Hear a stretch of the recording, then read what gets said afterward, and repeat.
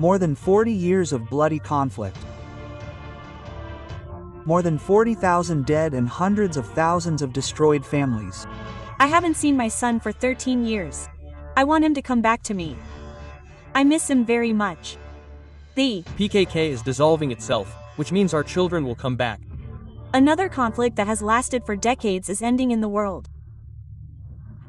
We are talking about the war between the Kurdistan Workers' Party and Turkey. It cannot be called peace yet, but there are great hopes for this attempt, although many have a hard time believing in it. We want peace, but we don't believe in it anymore. Why did the PKK fight Turkey? What does Erdogan gain from this, and will there really be peace? We will tell you all about this in a moment. The conflict between the Kurds and the Turks dates back far more than 40 years.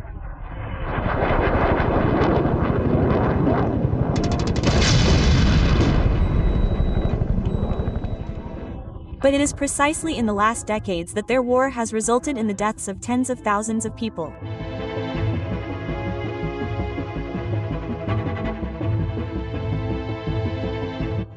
The reason for the conflict is quite simple and complex at the same time. The Kurds want Kurdistan. Well, first things first. The Kurds are the largest nation in the world without their own state. There are about 40 million of them. They live in Turkey, Iran, Iraq, and Syria. In Turkey, the Kurds make up 20% of the population.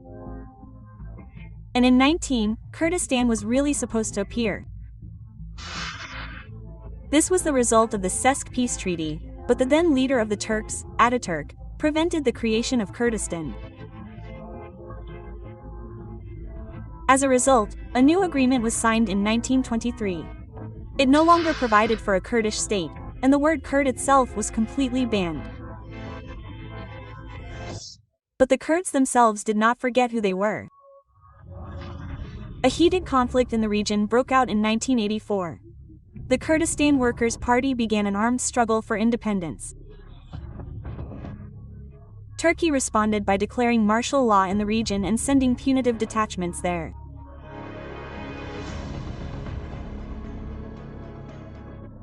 In 1999, the leader of the PKK, Abdullah Öcalan, was arrested, according to the Turks, and captured, according to the Kurds.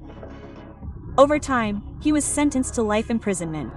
Over these 40 years, there have been negotiations, calls for peace, concessions, and worsening of the situation. But right now is the greatest hope for peace. It was the same PKK leader Öcalan who called for it, as he had done before.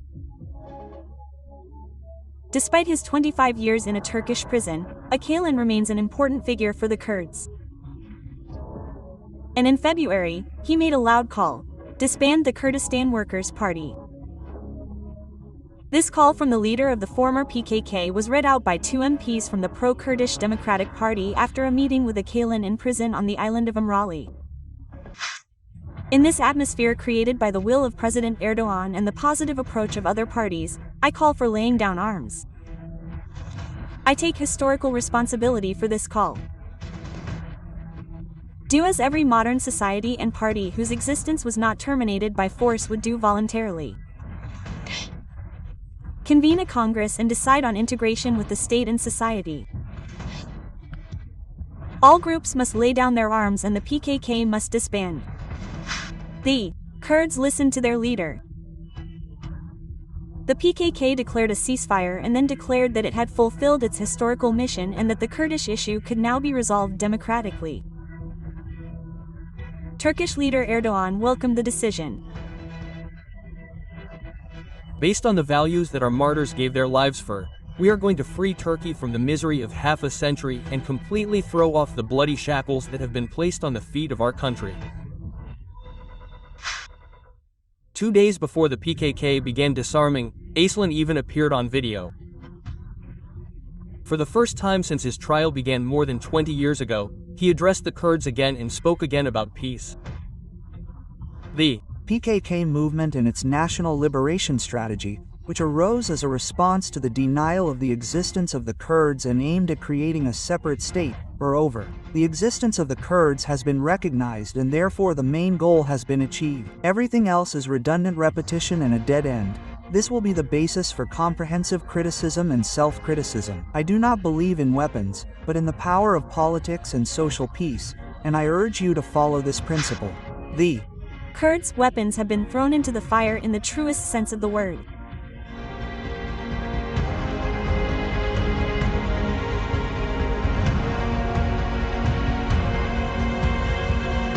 Disarmament will continue in the coming months at points created with the participation of the regional authorities of Turkey, Iraq and Kurdistan.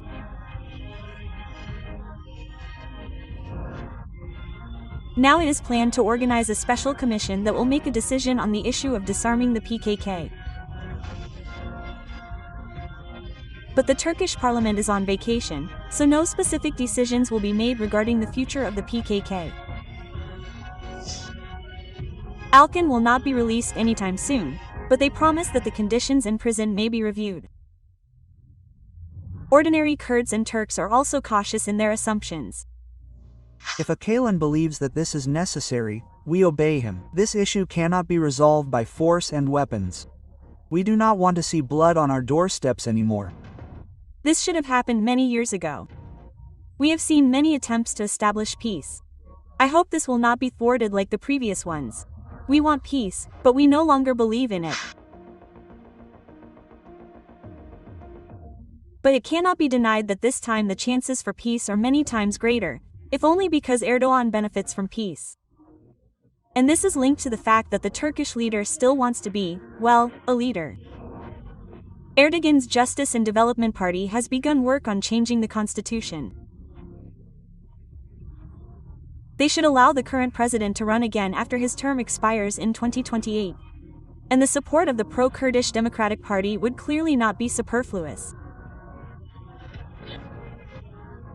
But, of course, both of these parties deny any connection between the peace process and changing the constitution. But no matter what games the politicians play, the people want only peace. Enough. My heart is broken, as are all Kurdish mothers. If this peace process is real, let the government declare a general amnesty.